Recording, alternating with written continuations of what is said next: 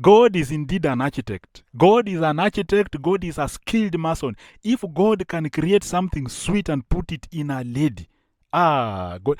Let me give you a story. Let me give you a story about my celibacy, which was driven by my Christian beliefs and which prevented me from sleeping with any woman until I reached the university. When I was an ambassador is a junior youth in our Seventh-day Adventist church.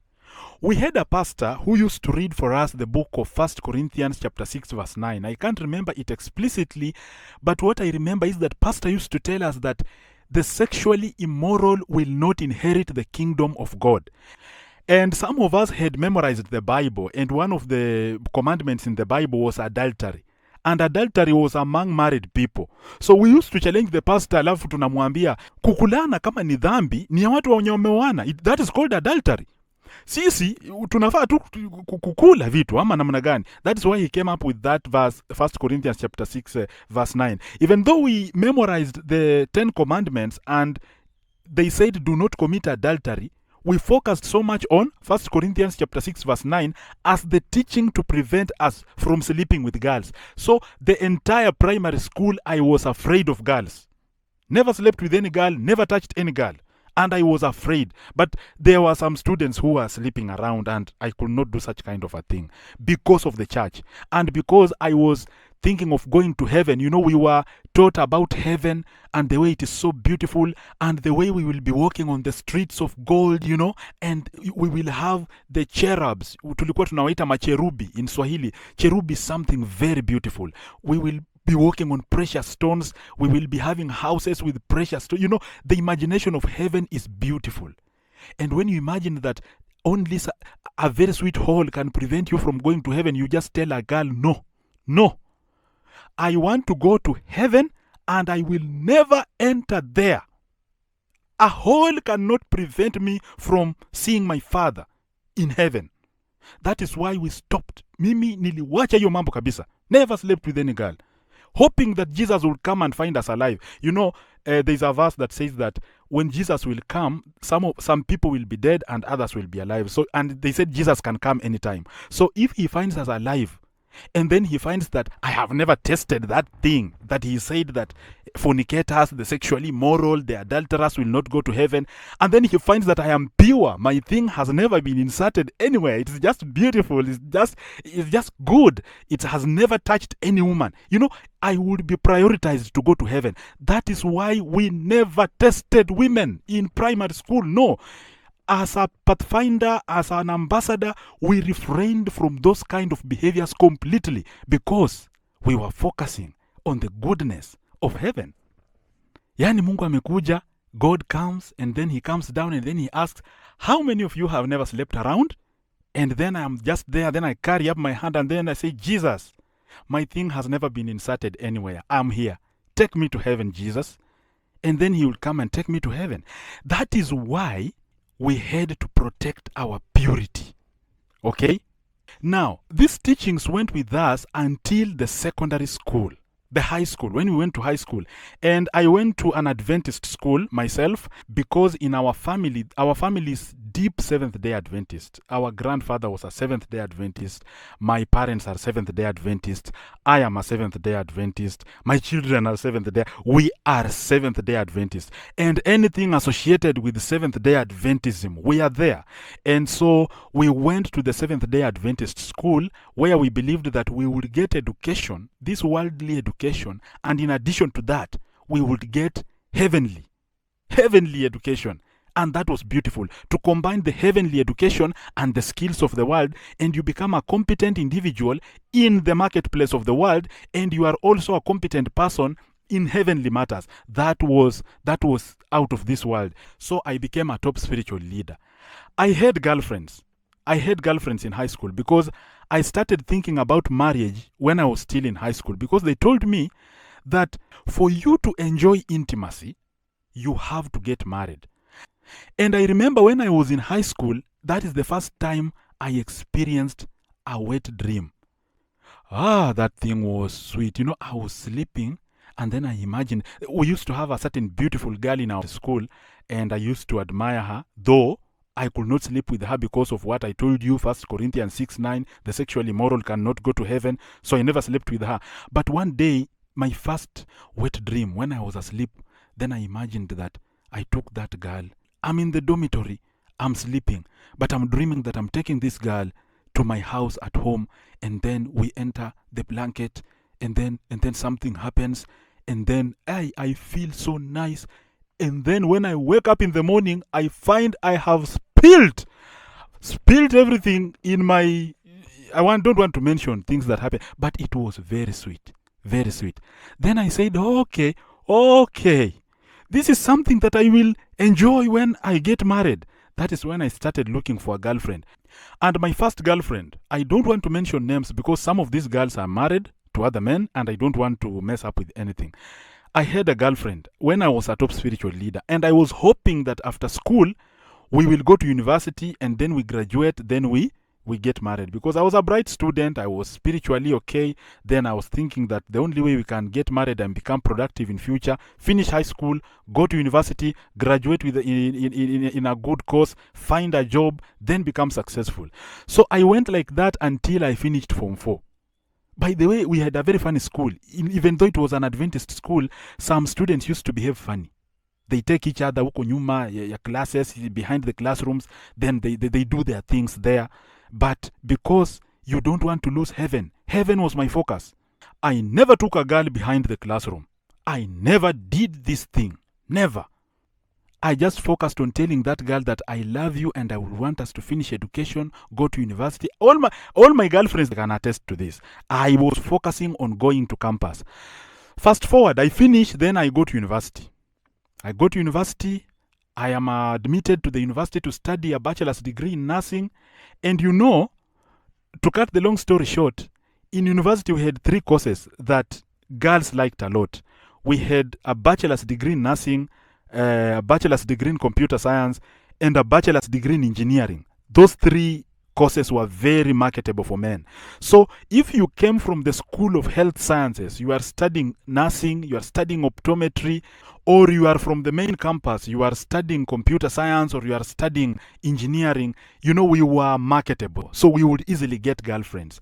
But I decided not to get a girl because I knew there was a risk of doing something in university. I knew there was a risk of a girl giving me that thing when I was at the university. So I protected myself in first year, and I was an active member of the Masinde Muliro University Seventh-day Adventist group. We used to call it MUSDA. I believe those who are there can watch this video and they can remember. I never had a girlfriend in MUSDA because I knew university was exposing me to bad manners. And the moment I allow myself into those bad manners, it will be difficult to get out. So I decided 2 things. I would avoid alcohol. I would avoid having a girlfriend and sleeping with any girl. Void. And that is how I avoided girls. I avoided alcohol. And I decided to stay alone. I focused on studies.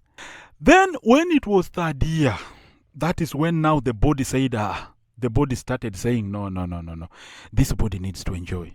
Because I used to think about those wet dreams that I used to have in high school. Sometimes you think you have a girl, you are holding her. When you are a Christian, even though you are not sexually moral, but when these dreams come, you dream the way you are holding a girl. You dream you dream she has removed what and what. You dream you are holding her.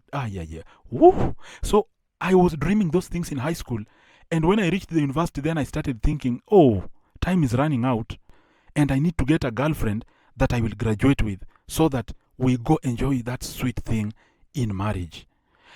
And the only place to get a girlfriend was the Kenya Medical Training College because we never used to frequent the main campus. We used to be in the School of Health Sciences, and from the School of Health Sciences, we go directly to the hospital.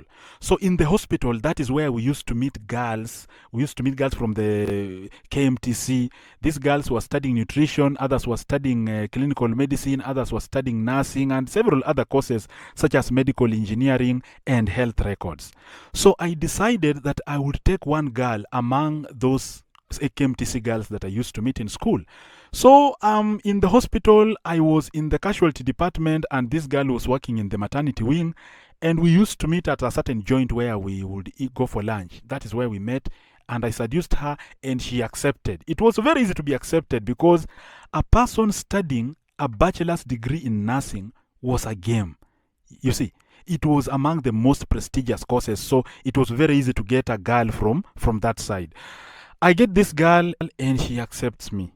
Unfortunately, the girl is not a Seventh-day Adventist, but I am a Seventh-day Adventist.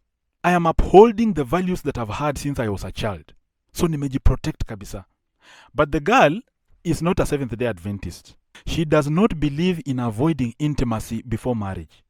This girl does not hold the belief I have about heaven, the beliefs I have about the judgment day, and how God will separate chaff from good things, and how God will take us to heaven. She does not believe in that. She is not a Seventh-day Adventist, has never gone to the church. So what do? I tell this girl that you will come to our church. And personally, I will invite you to our church. We go to Masinde Muliro University, Seventh-day Adventist group. It's called Musda. You can come for Vespers. So the lady accepts. And one night, she is free. She does not have any card. She's not going to any clinical practice. She's just in school. And I invite her. I tell her, come to our Vespers. Our Vespers run from 7 to 9. And I will escort you back to the college as I go to my house. So this girl comes. It's Friday. She comes that I invited her. And for those who don't know, Friday is our preparation day as Seventh-day Adventists. So she comes. And we do our Vespers, I make her stand, she greets people, and she says, I'm so and so. I come from the Kenya Medical Training College. I have been invited here by Gidia Kali, and I will be with you during this Sabbath, and I feel proud. I feel proud now. That is how I will be telling my wife to stand in church and greet people, and I will feel proud that my wife is there, and she's also calling me a king, my better half. And I stand in front of the church and I say, how are you? That is my beautiful wife. And then we sit down as a family. That is the dream I had. Now, I was on Vespers. Vespers ends at around 10 p.m. because we had a lot of things we were planning in church. And I'm a church leader. I was a church pianist by then. And we planned so many things. And so we had to get late. So at 10 p.m., I cannot go back to the Kenya Medical Training College. It's very far. And my house is near. And this girl is my girlfriend. And the only place this girl can sleep is my house. So I take this girl, take her to my house, and then I inform her in advance.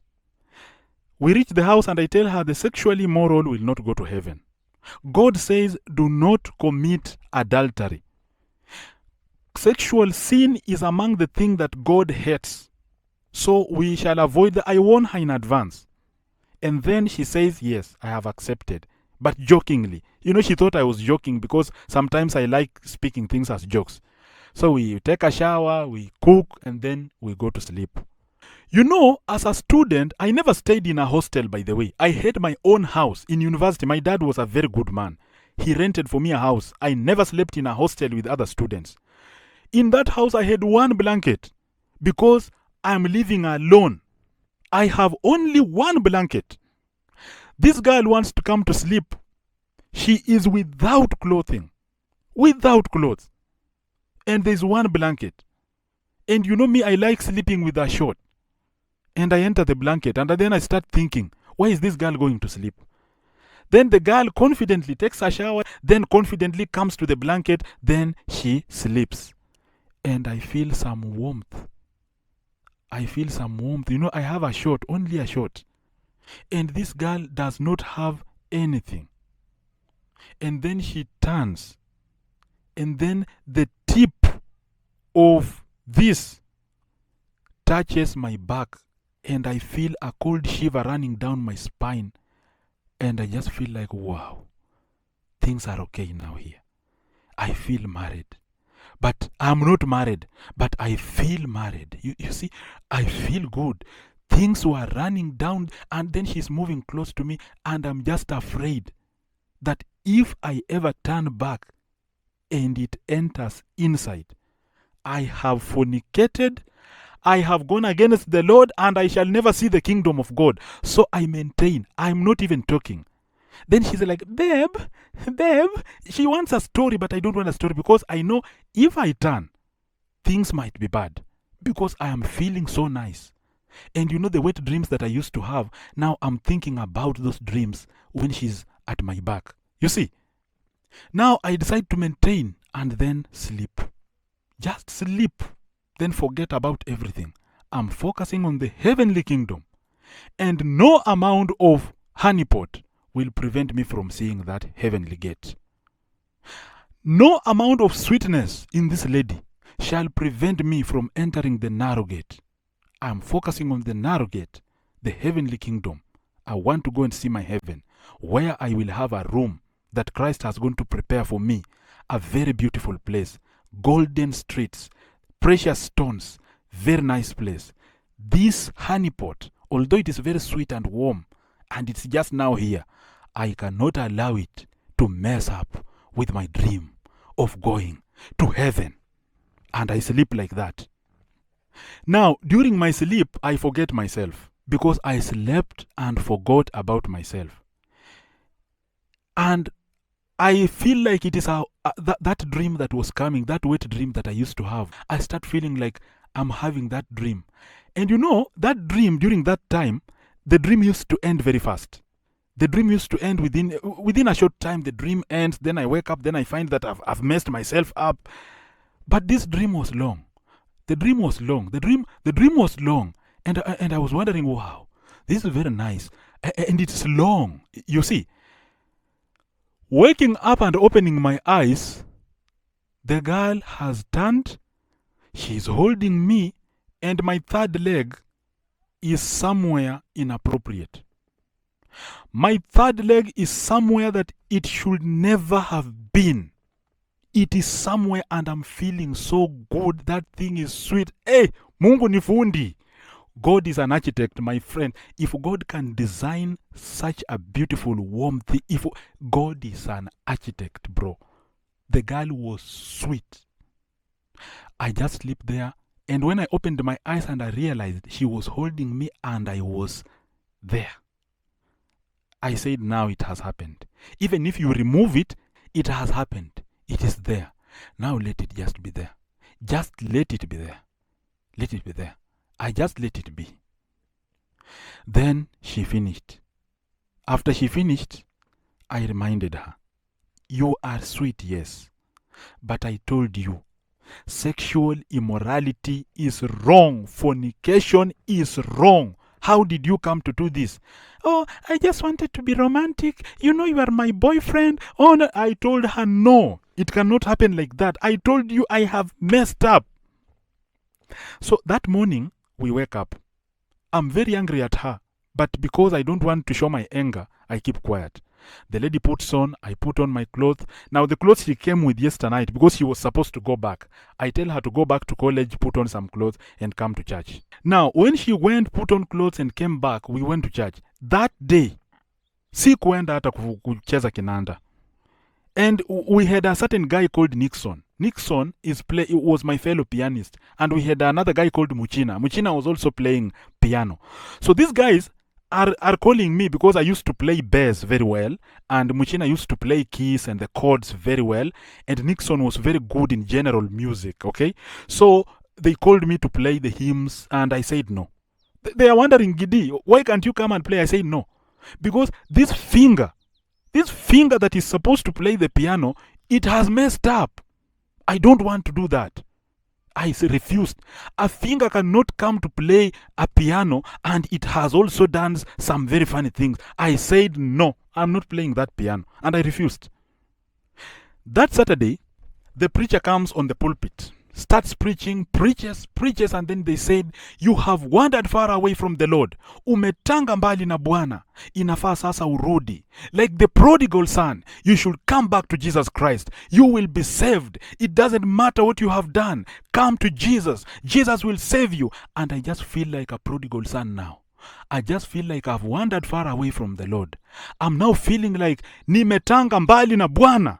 I have to go there and kneel down and ask God for forgiveness. Now, during the preaching, he says, today we are going to baptize people. And if you want to be baptized, carry your hand up.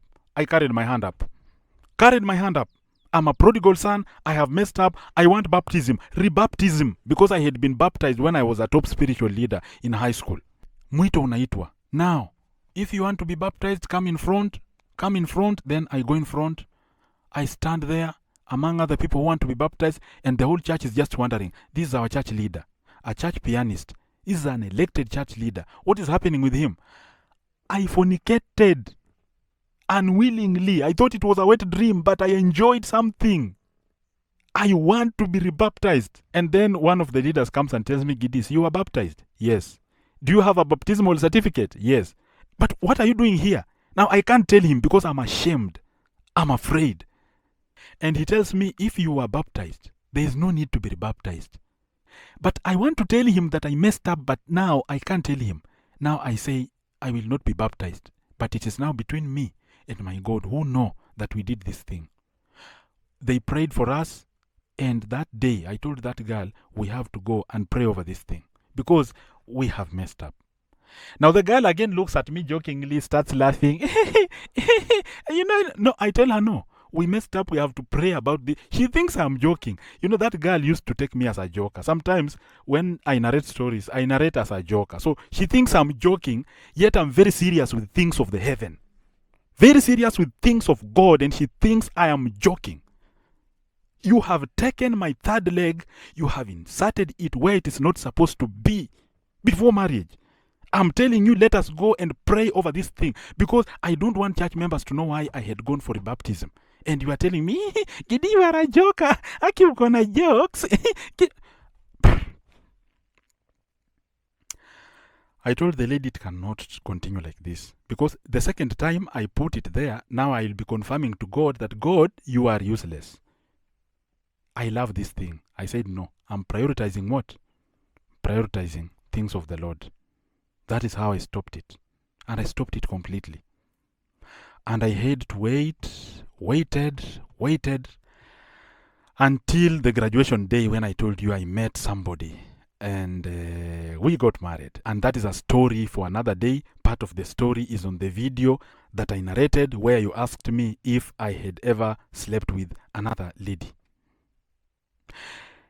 Now, what hurts me is this. The lady I dumped because she had given me things is married. Now that is what hurts me the most. I dumped her because she fornicated with me unwillingly. In 2026, she's married with 2 kids, happily married with a husband. She's serving him all the sweetness that I felt. I tell you, that girl was sweet that day. Sometimes if I close my eyes and stand, I'm trying to imagine the pleasure that ran in my back. I'm trying to imagine the lengthy wet dream that I had. I'm trying to imagine the sweetness that I felt during that night. And I imagine that it is her husband who is now consuming that excessive pleasure and excessive sweetness. I envy that man. I envy that man. And I'm here just looking at it and saying, I wish I would have held on a little bit more. But now things just ended with her. Yes. So those who are asking me, that is how it went. It is not that I maintained my celibacy from primary school, secondary school, university, and until I got married. No. Along the way, something bad, something terrible happened. And this is why sometimes I tell guys who want to maintain their sexual purity, who are going to university. University exposes you to so many things. When you are in university, there's little that controls you. You have a lot of freedom. You are living on your own. You have enough time and peers that can influence you to enter into things that can compromise with your faith, sometimes interfere with your life, like a drug addiction. You see, such kind of those things. And so when you go to university, you should be very careful.